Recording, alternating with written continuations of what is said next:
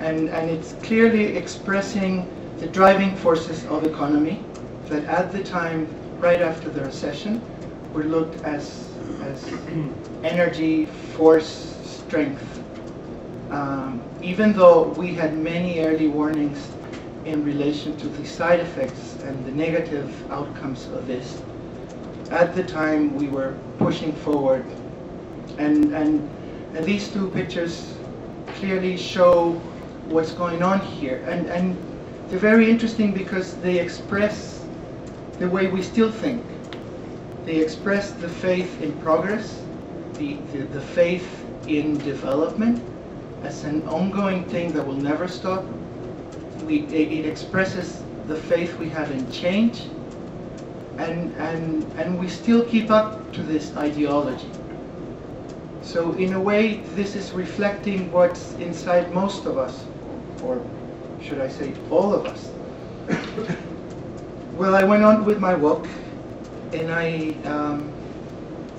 sort of started facing the negative outcomes of what the picture was sort of showing us, and it has to do with waste.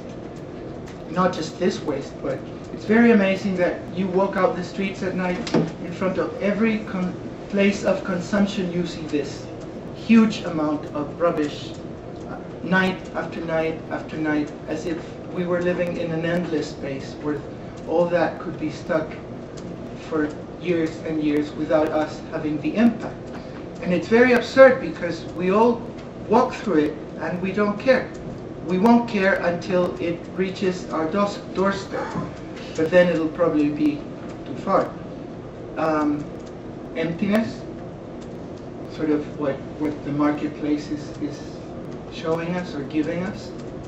Empty aspirations. And finally, I happened, this is not the same night, the night after, to see something really amazing. This is Times Square. There's this man. He was standing there. He was silently standing there with his eyes shut. I stood beside him for a long time. I felt tempted to talk to him. I don't know if this was an art performance or whatever. I stayed there for more than 15 minutes and then just decided to walk away because maybe he was mad and, and it could have been risky. But basically it expresses the madness of how far we've gone. Immediately I associated this image to what Times Square means, especially for someone coming from Latin America, because this is just way too much. Here in Manhattan you can see too many things are just way too much, and in a way it's like being bombed by many of the things that Tim was mentioning. Perhaps here we can find like the finest expression of what we are offered and how we're tempted and how we're bombed and how we all want here. When you walk the typical touristy places, you realize in the faces of the visitors a certain sense of, this is where I want to get, this is what I would like to have, this is what I would like to be like. And it can be very depressing because no one was really noticing him. And that's saying a lot about how insensitive we've become.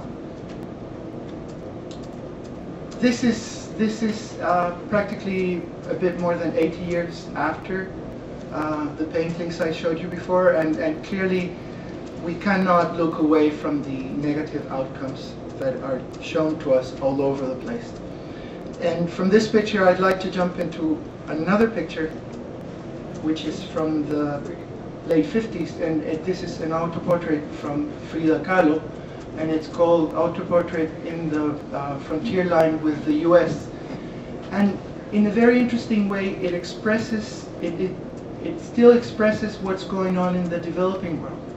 We're caught in the transition.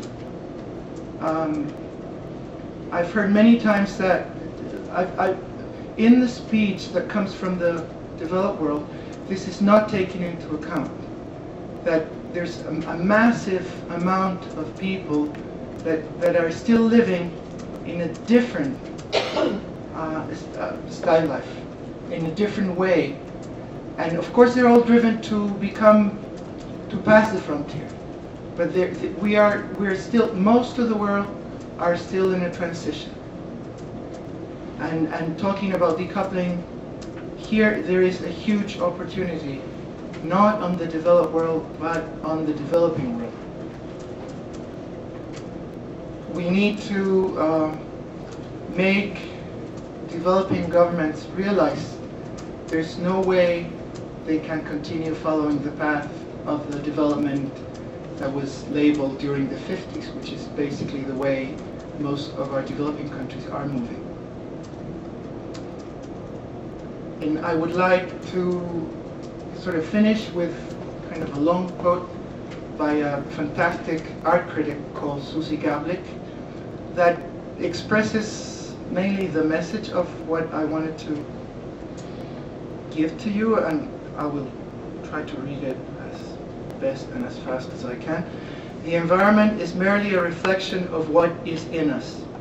And if the environment is to change, something in us must change. Nothing will change, however, as long as we remain unconscious of the fundamental forces which shape our lives, embedded as we are in the general cultural ambience. At this point, we need some fairly coherent, organizing picture of what has been happening to us, so that we can weigh the cost of what we're doing. If we can penetrate to the true inwardness of a situation, if we do not dull our minds to its dangerous or unpleasant features, we're less likely to be seriously manipulated. We have the possibility of choice once we see clearly what is going on. Basically, our need is for a full acceptance of the moral nature of so many of the problems that we face.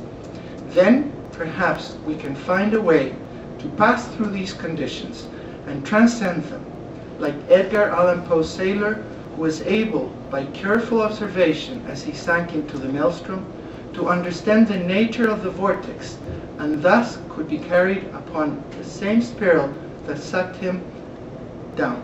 And I would like to finish with what I think is a very interesting image. I don't know if you all know this man, but do you all know this man? Okay, this is former Minister of Agriculture John Gummer, who in the 90s, to prove that eating beef in the UK was perfectly safe, fed his little daughter Cordelia with an hamburger. 8 years later, we had 32 people dying of mad cow disease and all the consequences that brought. And I wanted to finish with this picture sort of to highlight the moral imperative there's behind this. Because this is as far as we can go if we go on in the ideology of progress. Mainly when you see the hearings, because he was brought to a public audience to explain why he had done the things he had done in relation to mad cow disease, you clearly understand the ideology that's lying behind it. And it's basically the ideology of growth, the economical growth. And I wanted to finish with this because this is a very extreme image of how far we've gone. And it sets a sense of emergency to react and to realize where we are, and please let us do something. Thanks very much.